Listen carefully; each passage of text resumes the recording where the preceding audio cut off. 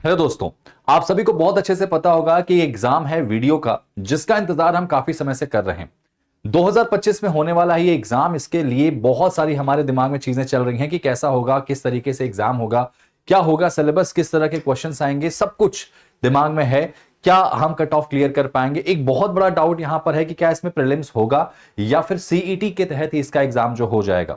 सब कुछ इस वीडियो में कवर करेंगे, जानेंगे इस पूरे के पूरे एग्जाम के बारे में। साथ ही साथ हम जानेंगे कि वीडियो अगर आप बन जाते हैं तो आपका क्या प्रोफाइल होगा, कैसी जॉब आपको करनी होगी। तो इस वीडियो को अंत तक देखिएगा और ज्यादा से ज्यादा लोगों तक शेयर कीजिएगा। कभी कभी हमने सोचा है कि जब हम किसी ऐसे एग्जाम की तैयारी कर रहे हैं जहां पे हम ज्वाइन करने के बाद अपने ही ग्रामीण परिवेश को और अच्छा और डेवलप करने के लिए एक पोस्ट पे पहुंचेंगे और वहां से हम इसको आगे की तरफ लेके चलेंगे। वीडियो एक ऐसी पोस्ट है जो कहीं ना कहीं विलेज डेवलपमेंट ऑफिसर मतलब ग्राम के जो विकास होता है उसके कार्य में करने वाला एक ऐसी पोस्ट है जहां से आप ग्रामीण स्तर पे डेवलपमेंट करते हैं, विकास करते हैं। ये एग्जाम हर साल होता है। राजस्थान का ये एग्जाम बहुत पॉपुलर एग्जाम है। बात अगर 2025 की करते हैं तो 2025 में इसका जो एग्जाम आया है वो एग्जाम 11 और 12 जुलाई 2025 को डिसाइड हुआ है। और इसके ठीक पहले एक और जॉब कह सकते हैं, एक और एग्जाम जिसका बहुत बच्चे इंतजार कर रहे हैं, वो है हमारा पटवार का एग्जाम, जो कि 11 और 10 और 11 मई में होने वाला। मतलब देखा जाए तो ऑलमोस्ट एक महीने का गैप है। मैं यहाँ पे पटवार का जिक्र क्यों कर रहा हूं वीडियो के साथ साथ, क्योंकि ऑलमोस्ट सिलेबस सेम है, ऑलमोस्ट पूरा पैटर्न सेम है। तो मुझे ऐसा लगता है कि जो बच्चा वीडियो का फॉर्म भरेगा वो पटवार का भी फॉर्म भरेगा और साथ ही साथ मेरे ख्याल से जेल प्रहरी का भी फॉर्म भरेगा, क्योंकि उसका भी सिलेबस ऑलमोस्ट वही है। अगर आप इस लेवल की तैयारी कर लेते हैं तो आप जेल प्रहरी की भी तैयारी कर चुके होते हैं वहां पे। तो एक ऐसा एग्जाम अगर बात करें जो 2025 में सबसे ज्यादा लाइमलाइट में है, वो है कौन सा? हमारा पटवार और वीडियो का। तो हम बात करेंगे इस क्लास में वीडियो एग्जाम के बारे में। ठीक है, मैंने आपको बता दिया ये जो एग्जाम है बेटा वो 10, 11 और 12 जुलाई को होने वाला, जो पटवार से ठीक एक महीने बाद है। तो आपको पटवार का पेपर देने के बाद एक अनुभव मिल जाएगा कि पेपर का स्टैंडर्ड किस तरीके से सेट कर रहे हैं।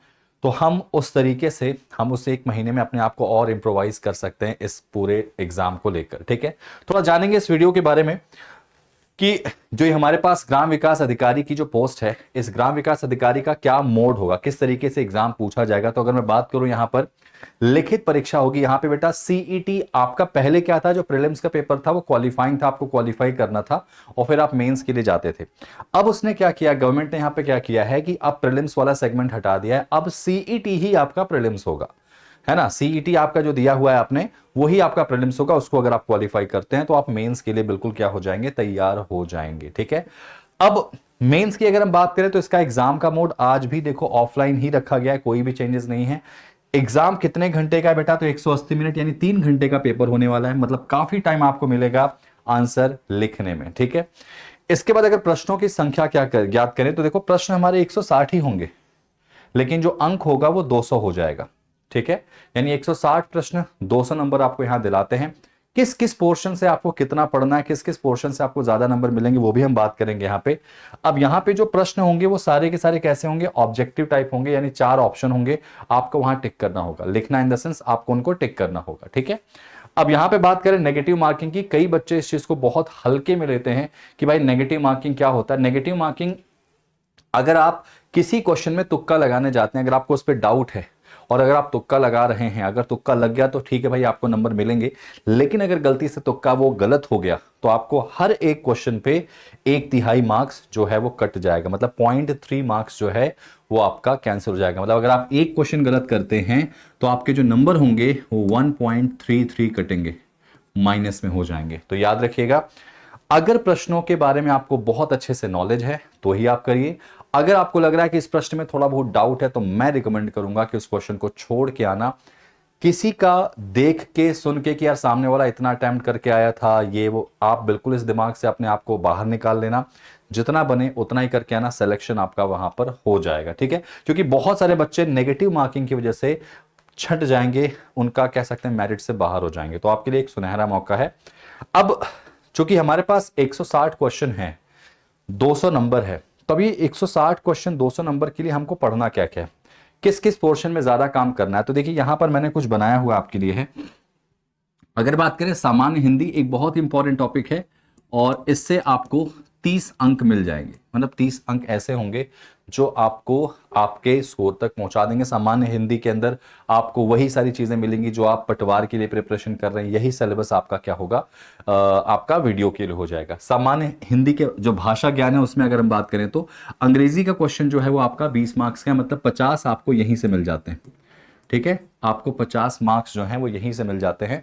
इसके अलावा अगर बात करें गणित और तर्क शक्ति, याद रखिएगा गणित और तर्क शक्ति मिला के 40 क्वेश्चन है, जिसमें रीजनिंग का पोर्शन जो है वो ज्यादा इंपॉर्टेंट है, क्योंकि रीजनिंग से क्वेश्चन ज्यादा पूछे जाएंगे, तर्क शक्ति से ज्यादा क्वेश्चन पूछे जाएंगे, गणित के क्वेश्चन यहाँ पे कम पूछे जाते हैं, रीजनिंग बहुत ज्यादा पूछी जाती है। इसका बहुत बड़ा कारण भी, क्योंकि जब आप ग्राम विकास अधिकारी के पद पे जाते हैं और वहां पे जाने के बाद आपको बहुत सारे चैलेंजेस आते हैं, तो वहां पे आपका डिसीजन मेकिंग एबिलिटी जो होती है वो बहुत अच्छी होनी चाहिए।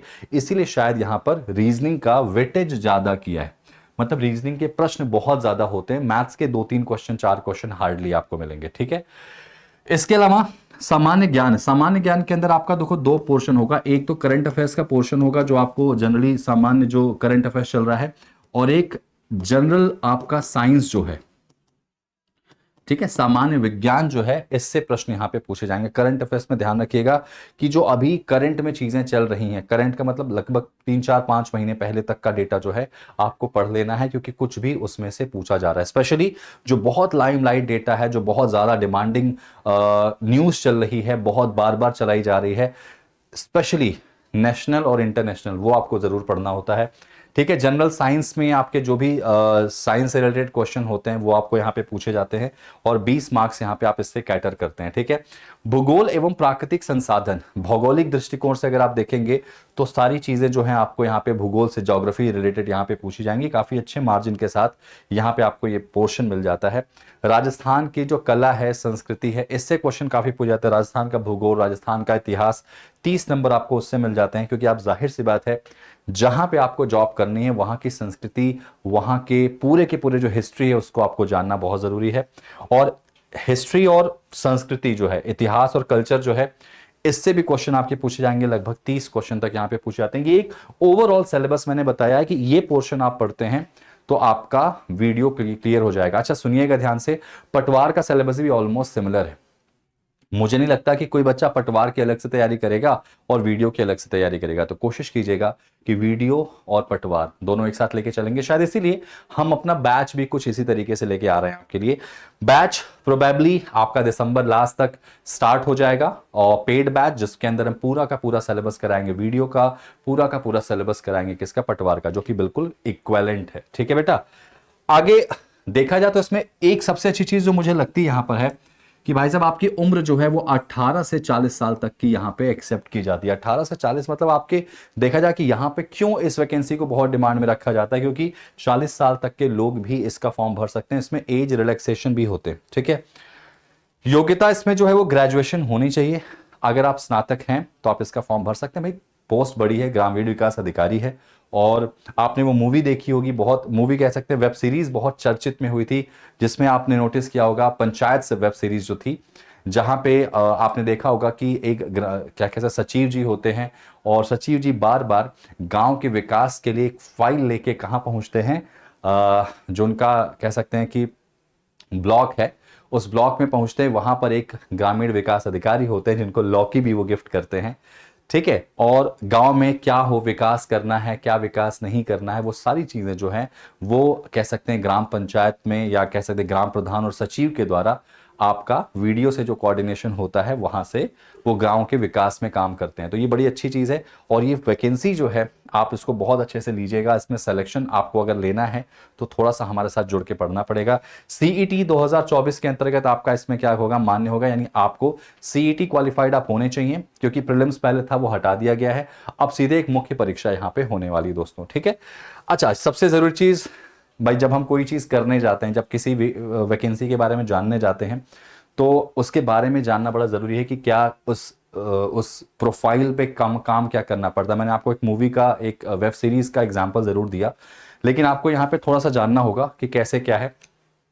नाम ही इसका दिख रहा है ग्राम विकास अधिकारी, मतलब एक ऐसा अधिकारी जो गांव के विकास में अपना पूरा पूरा योगदान देता है। ठीक है, मैं यहाँ पे एक अलग से वीडियो जरूर लेके आऊंगा जिसमें पिछले साल का कट ऑफ क्या गया था, इस साल का एक्सपेक्टेड कट ऑफ क्या जा सकता है, उस पर हम बात करेंगे। अभी तो सिर्फ सिर्फ एक ओवरव्यू मुझे देना था कि ग्रामीण विकास अधिकारी एक ऐसी पोस्ट जिस पे आपको जाना ही चाहिए, क्योंकि वहां पे बैठ के आप गांवों के विकास को पूरी तरीके से देखते हैं। ठीक है, एक ब्लॉक के अंदर जितने भी गांव आते हैं सब गांव का अधिकार कह सकते हैं आपके ऊपर रहता है। आप उन गांवों के विकास में अपना पूरा पूरा योगदान दे सकते हैं उनके गांव प्रधान और सचिव के थ्रू। ठीक है, ग्राम प्रधान की समस्या, गांव की समस्याओं और उनका पहुंचाना है और वीडियो को रिपोर्ट करना है। जो ग्राम प्रधान का काम होता है वो क्या करेगा, गांव में जो भी प्रॉब्लम है, जैसे देख रहा है वहां पे गांव में शौचालयों की कमी है, तो क्या करेगा, पूरी एक रिपोर्ट बना के कहां पहुंचाएगा, एक्चुअली सचिव ग्राम प्रधान को देगा, ग्राम प्रधान पहुंचाएगा कहां पे, आपका वीडियो ऑफिस में, जहां से फिर वो चीज आगे की तरफ बढ़ती है। क्योंकि आपको पता होगा कि सरकार इतनी सारी स्कीमें निकालती हैं और वो स्कीम डायरेक्टली गांव तक पहुंचती कैसे, ये चेन यही होती है।